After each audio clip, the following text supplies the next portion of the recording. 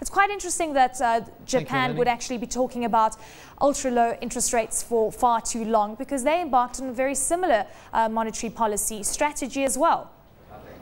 Oh yeah, much good it did them. I mean, the yen, since they embarked upon that policy, has gone from strength to strength as a result of the carry trade. And you know, given the fact that we saw some extra stimulus earlier this year from the Bank of Japan, they're now starting to look at inflation targeting, and that does appear now to be having some form of an effect, because we have seen some yen weakness, and really that's what the Japanese economy needs. But Bernanke's comments this morning have really sort of thrown that into the fire and the melting pot a little bit, because again we look as if we're going for a race to the bottom to see who can debase their currencies the quickest. Yeah. Well, I mean, given the fact that we saw ultra-low interest rates, you know, in the early 2000s with regards to the strategy that Alan Greenspan embarked on to try and stimulate the economy, this is what actually created a lot of the asset bubbles. We've basically embarked on the same thing that created the problem over a decade ago. Do you think that we are creating asset bubbles at this point, Michael? I think we are, absolutely. I mean, I don't think stimulus really solves the underlying structural problems that the global economy and global economies are currently faced with at the moment. The problems are too much debt, not only in the US, but also in Europe. And until you actually deal with the underlying structural issues that underpin all of these economies, essentially all you're doing is you're delaying the inevitable. And when I look at the bond markets today, this talk of further QE by Ben Bernanke, the bond markets aren't buying it. 10-year US Treasuries are still around about 2.25%. So even though the dollar's weaker and equities are higher, bond markets are pretty much unchanged. And I'm rather sceptical that we will actually get further QE later this year at all.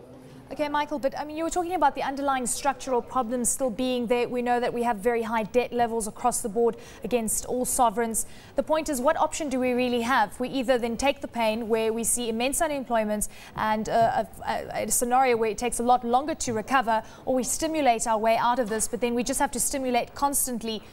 What is your sense on this? Can we actually stimulate constantly to avert paying the price for this underlying structural issue on debt? Well, I think if we were alone in actually having that problem, we could do what Canada did in the 1990s. The problem we've got at the moment is that everyone is trying to do it at the same time. So essentially it's a zero-sum game. You can't do it all at the same time. So essentially what they're doing is they're just kicking the can down the road. So high unemployment is going to be a side effect of that. And let's face it, Mr. Bernanke has printed $2 trillion over the past 2 to 3 years, and the unemployment rate is 8.3%. But when you actually look at the U6 unemployment rate, which is the real unemployment rate as I see it, it's around 15%. So, you know, growth measures boosting the economy, printing more money, doesn't, again, you know, I have to reiterate it, it's a global problem. Yeah. Okay, so Michael, I mean, if we hadn't seen the stimulus coming to the fore, wouldn't unemployment have been at a much higher level? I mean, this is the argument. It is the argument, and the Bank of England have stimulated the economy. Japan has stimulated their economies. The ECB's pumped in an extra 1 trillion euros, and yet unemployment in Europe is actually spiralling out of control. Michael, would you say that the US could actually have the same fate as Japan, so immense deflation coming through and a very strong currency, as opposed to what they've been trying to do, and that is weaken the currency?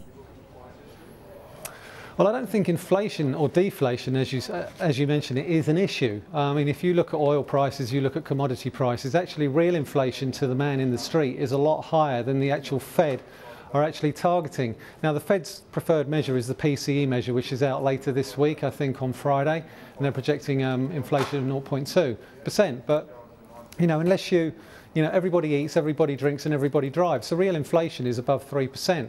And, you know, we're seeing the effects of that in the UK here. We've seen inflation rates above 5 and 6%.